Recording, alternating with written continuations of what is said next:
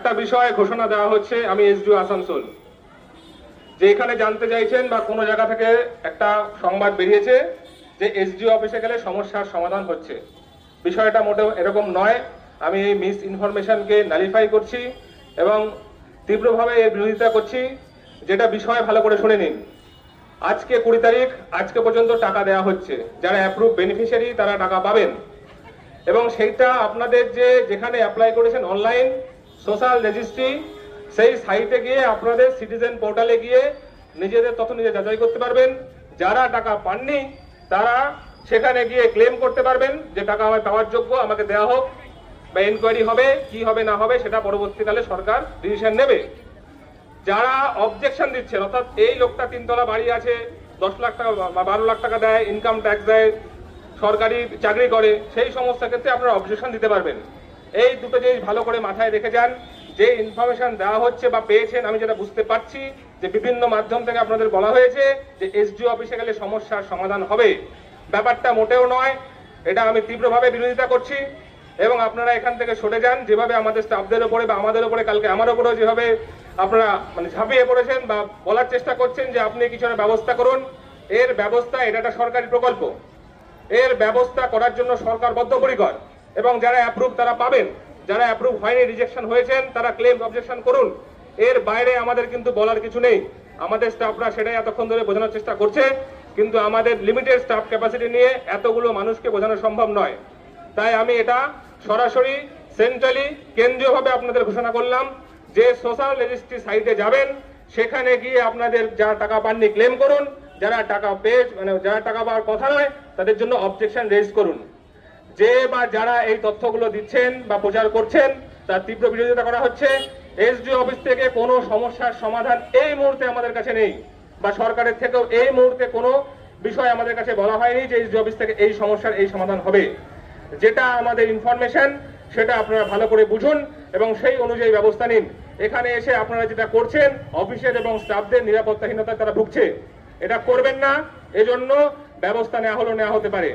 সুনির্দিষ্টভাবে বলা হলো, এইটা আমার স্টাফরা বারবার করে বলে দিচ্ছে, বুঝুন। বারবার করে তাদের ইনসিস্ট করবেন না যে কিভাবে করব। দ্ব্যর্থহীন ভাষায় এটা বলে দেওয়া হলো, সোশ্যাল রেজিস্ট্রি সাইটে আপনি যাবেন, সেখানে গিয়ে টাকা পাবেন না তো ক্লেম করবেন, যার টাকা পাওয়ার কথা না তার এগেনস্টে অবজেকশন জানাবেন। এটাই আমাদের বক্তব্য, এটাই সরকারের আপাতত বক্তব্য এবং প্রেস বিজ্ঞপ্তি বিভিন্ন সরকারি মাধ্যম থেকে এইভাবেই বলা হয়েছে। এইটা তীব্রভাবে বুঝে নিন, ভালোভাবে বুঝে নিন। এখানে যেটা আপনারা করছেন, আমাদের ইনসিস্ট করছেন কিছু একটা করে দিন, কিছু একটা করার জন্য এখানে নেই।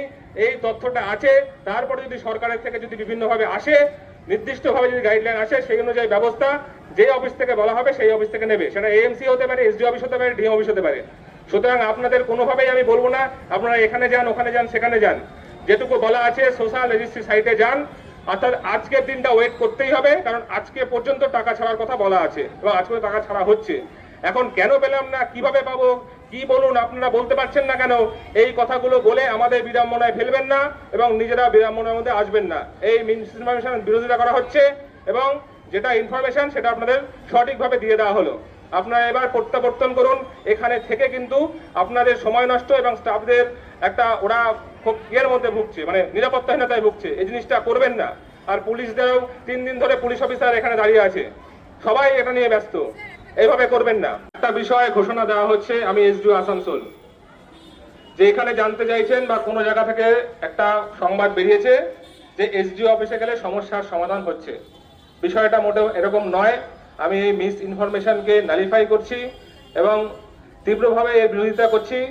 যেটা বিষয় ভালো করে শুনে নিন। আজকে 20 তারিখ, আজকে পর্যন্ত টাকা দেওয়া হচ্ছে। যারা অ্যাপ্রুভ বেনিফিশিয়ারি তারা টাকা পাবেন এবং সেইটা আপনাদের যেখানে অ্যাপ্লাই করেছেন অনলাইন সোশ্যাল রেজিস্ট্রি, সেই সাইটে গিয়ে আপনাদের সিটিজেন পোর্টালে গিয়ে নিজেদের তথ্য নিজে যাচাই করতে পারবেন। যারা টাকা পাননি তারা সেখানে গিয়ে ক্লেম করতে পারবেন যে টাকা আমার পাওয়ার যোগ্য, আমাকে দেওয়া হোক, বা এনকোয়ারি হবে, কি হবে না হবে সেটা পরবর্তীকালে সরকার ডিসিশন নেবে।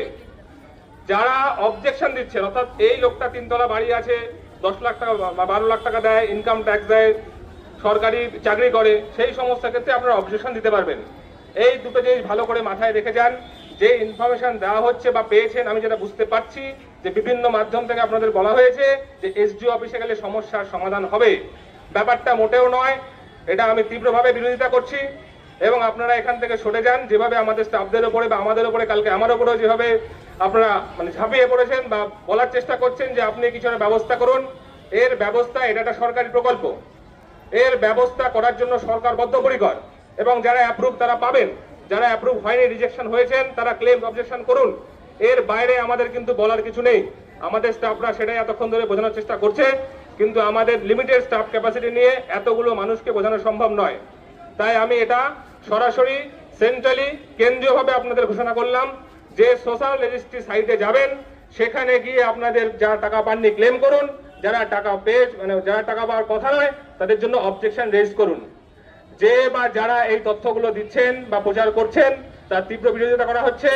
এসডিও অফিস থেকে কোনো সমস্যার সমাধান এই মুহূর্তে আমাদের কাছে নেই, বা সরকারের থেকেও এই মুহূর্তে কোনো বিষয় আমাদের কাছে বলা হয়নি যে এসডিও অফিস থেকে এই সমস্যার এই সমাধান হবে।